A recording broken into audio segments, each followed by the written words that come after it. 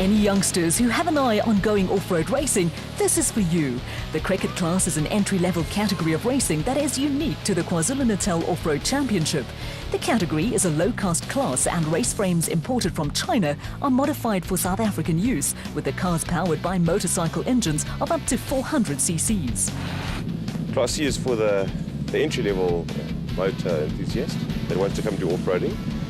He has the opportunity to get an entry-level class up and running for between 30 and 40,000 rand. And the idea is to keep motorsport going in this country, keep it alive, keep people interested and keep youngsters coming up that have got talent, give them an opportunity to show what they're made of against some of the older stock, and do it on a real off-road event with real rules and in the spirit of off-roading that has been developed in South Africa for the last 20 years. Yeah. So it's a great opportunity. There are various ways youngsters and those who are a little longer in the tooth interested in taking up off-road racing can get involved in the cricket class. Warren Confey has some advice for would-be stars of the future. A youngster could come along, get himself involved with maybe some organising to start with, to see what the rules are and to appreciate what racing is about and what you need to do. Contact one of the off-roading clubs like NRMC. Cricket racing is only available in KZN at the moment, but there are other clubs that are looking at taking on the class. And come and chat to one of the older members and they can get them involved. They can hook them up with cars. There are second-hand cars available, there are new cars available. And yeah, it's a very easy and attractive sport to get involved. You have to get up early in the morning, but it's fun. Yeah. The cricket class prologue was won by current championship leader Gareth Woolridge, who is the son of former South African champion Neil Woolridge. Young Woolridge's brother Lance is a cricket class graduate, now racing for the Ford factory team in the ABSA Off-Road Championship, and the Pietermaritzburg teenager was 1 minute and 24 seconds ahead of Roger Curran. Third and fourth were Warren Confey and Andrew Scott, with 2.5 minutes covering the first 5 cards. Going into the Kokstad race, Roger Curran was only 8 points behind championship leader Gareth Woolridge. After a non-finish on the track 250, Curran was looking to bounce back with a good performance this time round. Well, I haven't seen the results yet, so, yeah, but everything went smoothly. So yeah, I'm not sure if I'm first or second, but I'm thinking second. Maybe Woolridge got me by the end there. On the start line, cricket class championship leader Gareth Woolridge was all concentration as the starter counted him down. Woolridge was looking to maintain a 100% finish record this season and increase his championship lead, but it did not take long for his day to go pear-shaped. Woolridge set a cracking early pace, but was soon stuck on the side of the road with a set of spanners in his hand. After 2 successive wins, Woolridge wasn't also ran this time out, with the youngster blaming fuel pressure maladies for his predicament. We've got I think it's a fuel pressure problem. Being fuel injected, I think the pressures the pumps may be a bit faulty. But it's going, but as soon as I put full throttle, it dies.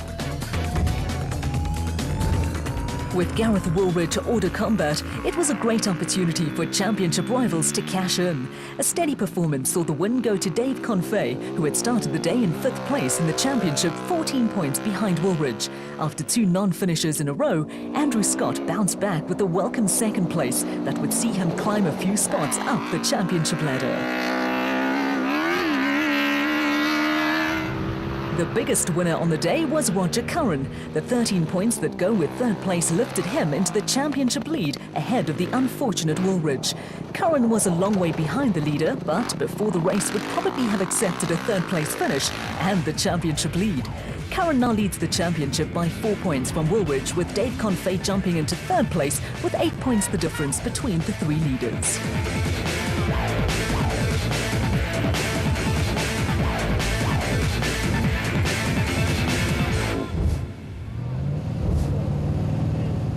The start of the main race, and with events these days run on real time, championship leaders Arthur Barnes and Anthony Usher would set off with an 18-second advantage earned on the Donaldson prologue. The Barnes-Usher bat was ahead of Lance Trethui and Carl Wichmann in the LT Earthmovers bat, and also in the equation were Ford Racing pair Lance Woolridge and Ward Huxtable, who were using the race as a shakedown for the Team Ford Ranger National Championship entry. They were not eligible to score points and immediately moved out of the way of Trethui and Wichmann, who were lying in 4th place in the championship and in desperate need of a win.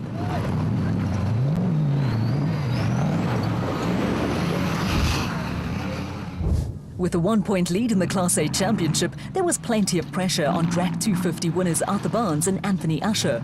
The Drac 250 victory was their 2nd win of the season, but 3 seconds and a third kept the consistent Reg Sutton and Warren Benneker on their heels in the Zarco.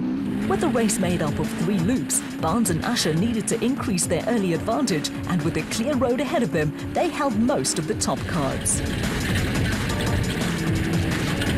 After a promising start to proceedings, the day suddenly got worse for Arthur Barnes and Anthony Usher. They were forced to pull off the track with a puncture that was to cost them around 5 minutes and leave them a mountain to climb over the rest of the race. With Barnes and Usher temporarily out of action, Lance Trethui and Carl Wichmann moved into a lead they were never to relinquish. Behind the LT Earthmovers bat, there was plenty of early action, with the Zarco of Reg Sutton and Warren Benneker being hounded by the Gibson Racing Porter of Clint Gibson and Father Rob.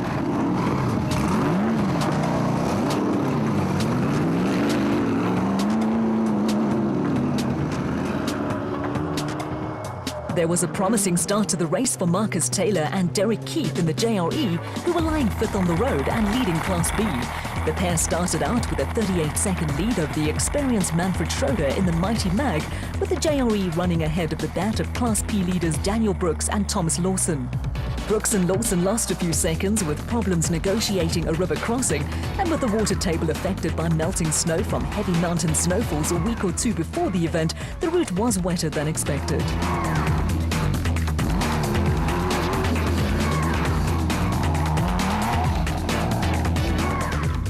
It had also turned into a bad day for the father and son pair of Gavin and Darren Gray in an early Spec 0 bat. A damaged rear suspension put paid to their race and moved Glenn Gibson and Andrew Hall up a place on the road. Gibson and Hall were 2nd in Class P and trailed the leaders by nearly 2.5 minutes. Behind Gibson and Hall, the Mighty Mag of Manfred Schroeder led a train of Class B cars. Chasing after Schroeder was the Bulwer Park JRE of Tony Ball, who had made up some ground. Hot on Ball's heels was the elderly Sandmaster in the hands of Graham Peterson, and right behind him was the Mighty Mag of James Watson, who had also made up ground. Running at the back of the little Class B train was Gary Campbell, who normally sits alongside Clint Gibson in another Sandmaster from days gone by.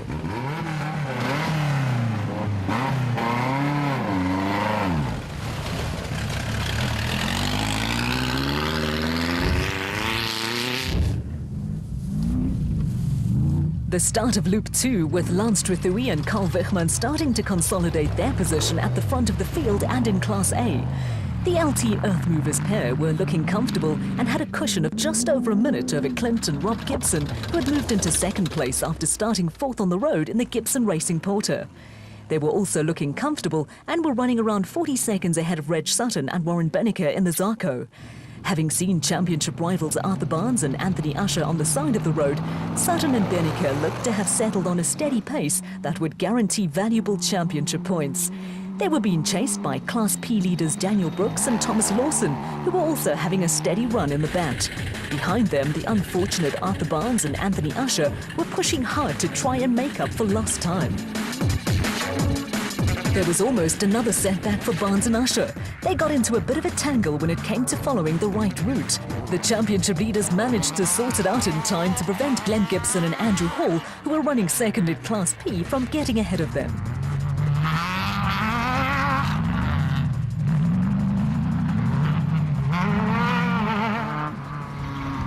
A little further back, there had been an upheaval in Class B, with a rampant James Watson now leading the category in the Mighty Mag.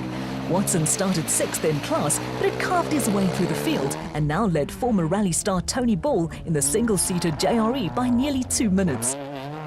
Ball was running ahead of another crew who had enjoyed a successful charge through the field. Brian Kalitz and Frans de Wit had rapidly moved up the Class P pecking order and were chasing after Glenn Gibson and Andrew Hall. Behind them, John and Don Thompson, who are not related, had also moved into contention in Class B in the Staffix bomber.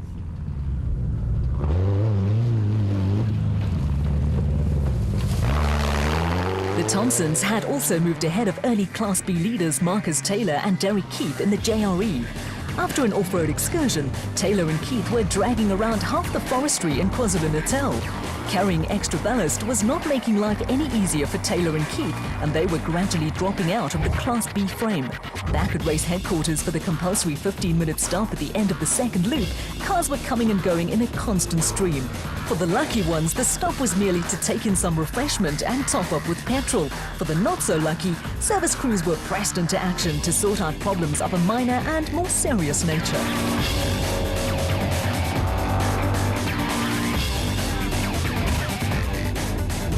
The final loop of an off-road race invariably provides for a sting in the tail, but for race and Class A leaders Lance Trethewey and Carl Wegman, there were to be no late dramas. The LT Earthworks bat was sounding healthy, and the pair were busy building up a lead of 4.5 minutes over the Zarco of the steady Reg Sutton and Warren Benneker.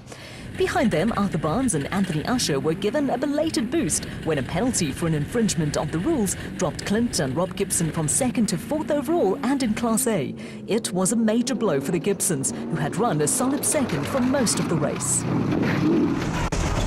There were also no dramas for Class P leaders Daniel Brooks and Thomas Lawson, who had put together a workmanlike performance that also saw them into 5th place overall. Behind the bat, there was more Class B drama, with Tony Ball now leading the class to pick up his first win of the season after 2 successive non-finishes. Chasing after Ball were Mark Sarua and Kevin Teron, who were now 2nd in Class P after a terrific performance. A warm fire off the beaten track, a few cold beverages and some entertaining off-road racing makes for a pleasant way to spend a Saturday afternoon. It certainly beats working, and Graham Peterson was also enjoying himself after a solid run took him into 2nd place in the topsy-turvy Class B standings. Gary Campbell and the Sandmaster took the final podium placing in Class B after passing James Watson, who had gradually dropped back down the order in the Mighty Mag after leading the category earlier in the race. A late mishap also ruined the day for Rob Spencer and Ralph Francis, who rounded out the top 5 in Class B. In the end, a comfortable win for Lance Trethewey and Carl Wegman, with Trethewey highly satisfied with his day's work. That was good. No, it was very good, and marking was good. My navigator was excellent. We never had one mistake. The driver went to sleep on the 2nd lap, so we put the hammer down on the 3rd lap. And yeah, Clint was there all day today, so we had to make sure we got our act together. But it was a good race, well marked, and yeah, I enjoyed it.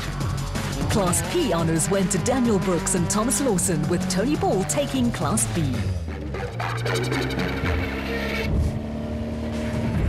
Follow the world of off-road racing with the 4x4 Mega World KEC Diamond Route 200, Round 6 of the Northern Regions Championship, next on the calendar. Follow the action on Supersport 2.